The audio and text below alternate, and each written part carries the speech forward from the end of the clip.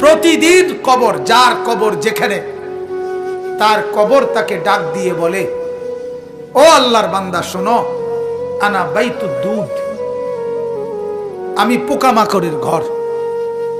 কবর কিন্তু নির্দিষ্ট কোনো বয়সে যায় না বাপ। প্রতিদিন কোলের বাচ্চাও কবরে যায়, 90 বছরের বুড়োও কবরে যায়, 16 বছরের 20 বছরের তাকড়া জওয়ানও কবরে যায়। কবরস্থানে সব ধরনের লাশ আছে।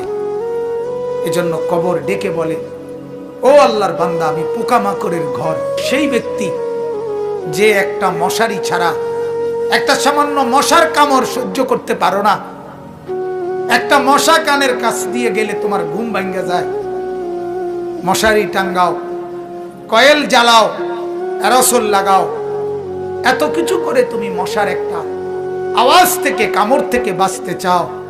হায় আল্লাহর বান্দা, তো বছরের পর বছর, শত শত বছর কবরের মধ্যে এই পোকামাকড়ের ঘরে কেমনে থাকবে?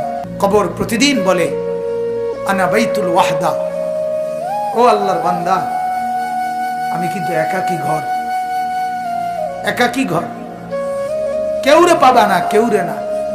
আমার বাপ, এই পৃথিবীতেও একাকিত্বের যন্ত্রণা বড় সাংঘাতিক।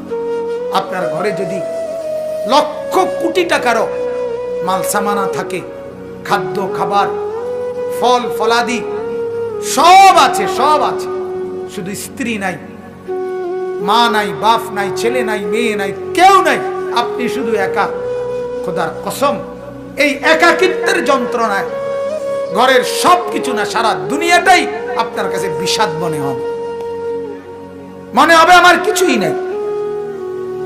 কবর ডাক দিয়ে বলে, আনা বাইতুল ওয়াহদা, আমি একাকী ঘর, কাউকে পাবা না।